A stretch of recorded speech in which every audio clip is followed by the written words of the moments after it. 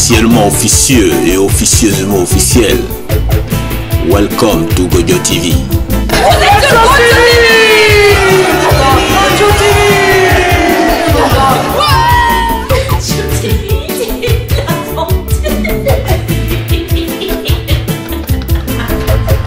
Thomas Lab. Peintre. Alors je vais commencer par dire bonjour. Et bonjour. Est-ce que tu peux te présenter déjà pour commencer? Je parle dans le... Dans quoi? Thomas, là, je parle ou là? Ah bah tu regardes où tu veux, mais tu me dis ce que je veux. Ok. Thomas Lab, je m'appelle. Je suis graveur, dessinateur et peintre, pas architecte. Mais j'aime bien les sujets urbains, donc je fais ça depuis quelques temps déjà. J'ai commencé mon projet de Paris 360 vers il y a une dizaine d'années, un peu plus, 15 ans. C'était des vues panoramiques en noir et blanc, au rotring, à l'encre. Et j'ai fait une centaine de vues, de dessins de Paris. J'ai après fait Marseille et d'autres villes en France. Et à partir de 2023, j'ai commencé à exposer à Marseille pas mal. Moi j'habite Paris, mais j'en avais marre, disons, de ne traiter que des quartiers de Paris, quoi, en dessin. Donc je me suis intéressé à d'autres endroits, donc à Marseille en particulier. Et puis en même temps, alors ça c'était des commandes, j'ai eu un contrat aussi avec... pour faire du papier peint à partir de mes dessins. Il y en a, on peut en voir dans certains endroits, dans des restaurants ou au Parc des Princes aussi, dans les loges VIP. Et puis, avec donc tout ça, ça me permettait de vivre de mon art, disons, de façon un peu précaire, on va dire, mais j'arrivais quand même à continuer à produire des choses et me demander en même temps, voilà. Bon, après j'ai enchaîné, j'ai fait un autre projet aussi. Ça fait 30 ans que je travaille sur Los Angeles.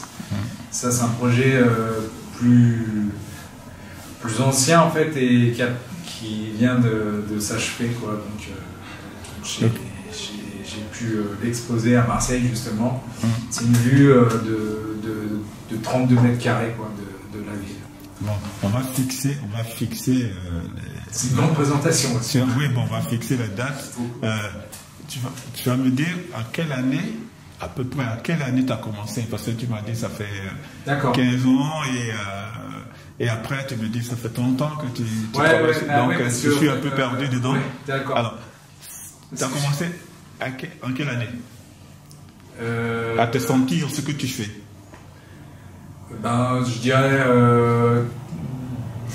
2012. Ok, 2012. Tu es sorti d'où pour faire ce que tu fais? Parce que avoir un coup de crayon comme ça, moi, ça me fascine.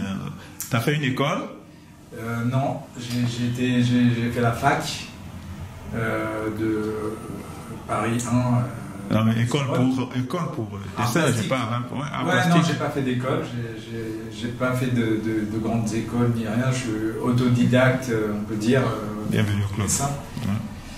Et sinon, ça remonte quand j'ai commencé à dessiner, je commençais à faire ça vraiment très très jeune, genre à 6 ans, 7 ans, quoi. Des vrais dessins, quoi. C'est bien. Quand tu dis 6 ans, 7 ans, moi, ça ne me fixe pas. Quand tu dis 6 ans, ça m'amène à te demander l'année de naissance, si tu veux, parce que tu 76. 76. Ok, donc, 76. Ouais, tu commences. Début des années 80, quoi. Début 80. Après, vers la fin des années 80, il y avait le graphe, tout ça. Donc j'ai fait pas mal de graphes. Et puis, c'est justement, là, quand je disais, il y a 30 ans, c'était le projet de Los Angeles. J'étais pas encore sûr de ma voie à la sortie des études. En fait, je savais pas si j'allais faire artiste, architecte. J'aimais bien des choses différentes, mais j'ai pas fait d'école parce que j'avais peur qu'il y ait trop de pression. Voilà. Et en même temps, j'étais pas sûr de continuer dans le graphe, quoi, éternellement. Et donc Los Angeles, en fait, c'était, on va dire, comme un projet que je travaillais personnellement chez moi. Et en fait, ce qui a fait déclencher que j'ai choisi en fait de devenir peintre, on va dire, c'était après un voyage que j'ai fait là-bas à Los Angeles. J'ai été retrouvé dans des endroits où il y avait ce que je voulais voir, des graphes incroyables. Un graffeur en particulier que j'avais eu et en fait c'est un peu compliqué à expliquer, mais en essayant d'imiter son style, tout ça, en faisant des croquis, j'ai fait en fait le lien entre mon travail que j'avais déjà commencé personnel de la ville, qui était représenté vue du ciel, avec ce qu'il faisait comme les formes que j'ai tirées de son graphe, en fait, qui est devenu mon logo d'ailleurs, parce que j'ai lu une forme dans ses lettres, et je me suis aperçu que cette forme, c'était exactement la même forme du quartier où se trouvait le graphe, en fait, au niveau de la carte. Et comme c'était un quartier de Los Angeles que je n'avais pas fait, j'ai relancé en fait mon projet de faire ce travail sur Los Angeles, mon travail personnel de faire la ville vue représentée vue du ciel.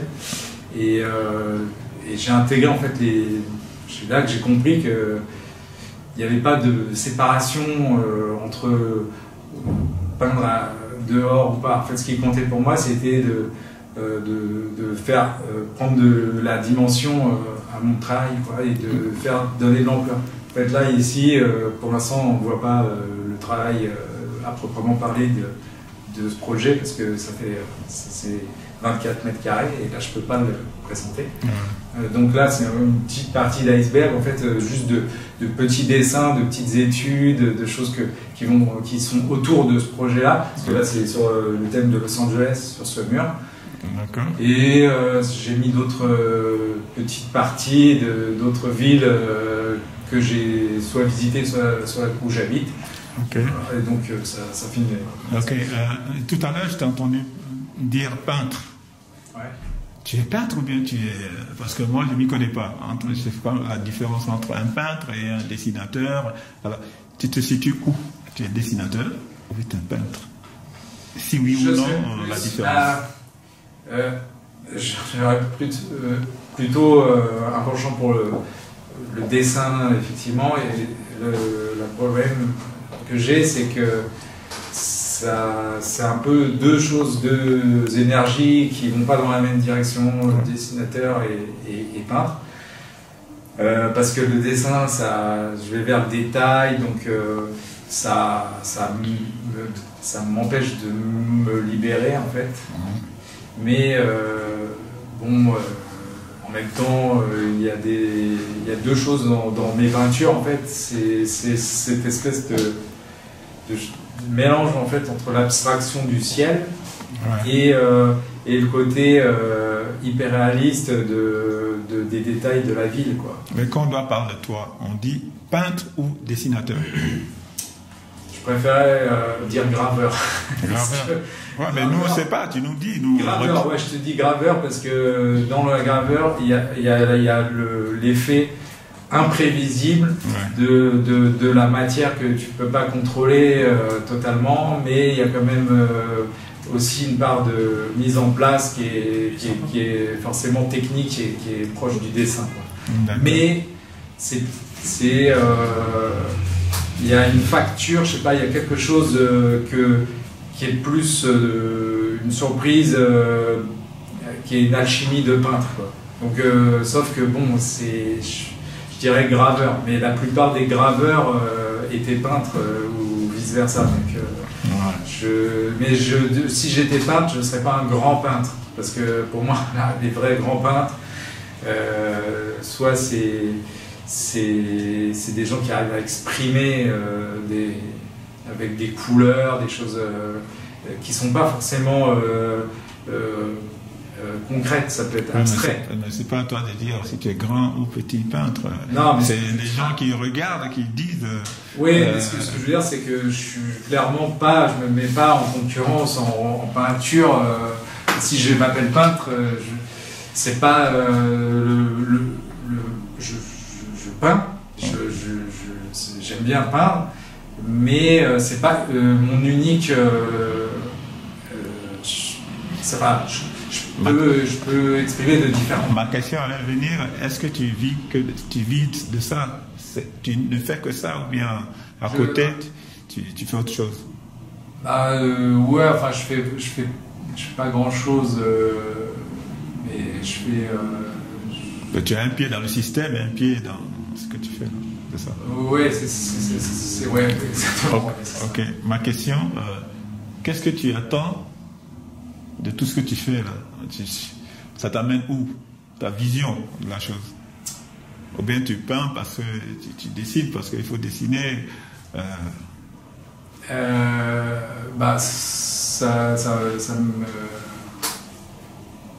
me permet de survivre, déjà je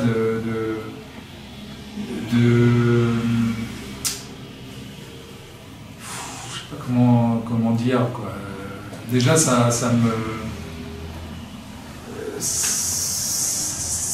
me permet de... déjà en fait, c'est pas un but, j'ai pas un but précis, quoi, en fait. Ouais. Bon, tu le fais parce que tu aimes. Ah oui, ça c'est... Si je le faisais pas, enfin je le ferais pas si je l'aimais pas, c'est sûr.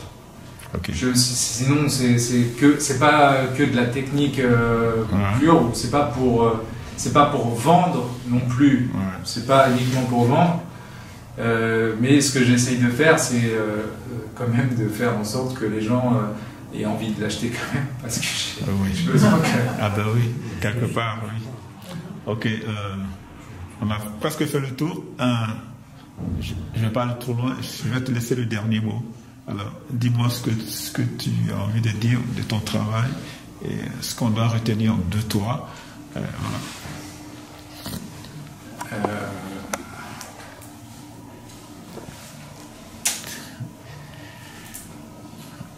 C'est constant comme question. Retenir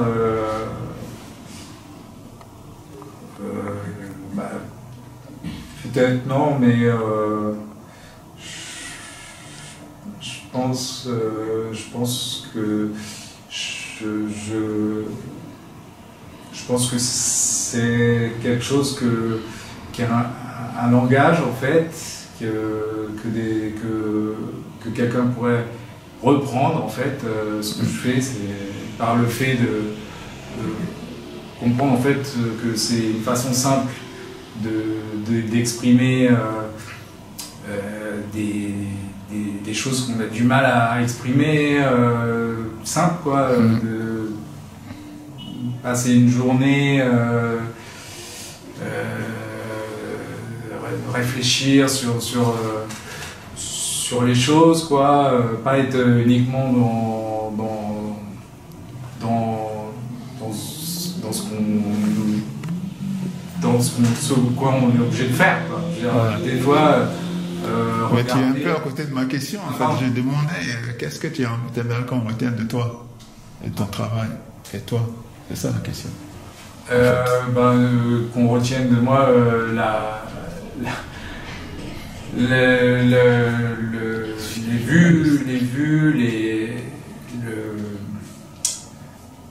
les vues urbaines, les lieux que j'ai traversés, les villes l'époque, c'est important ça. Okay. Que je me situe dans mon époque. Voilà. Très bonne question, très bonne réponse. Merci.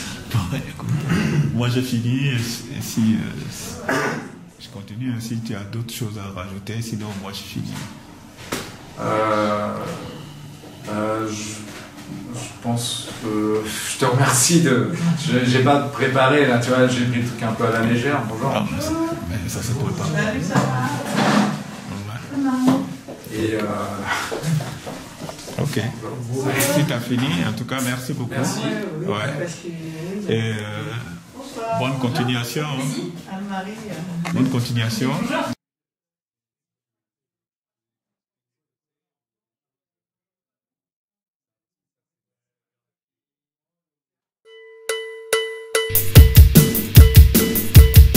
À bientôt sur Gojo TV.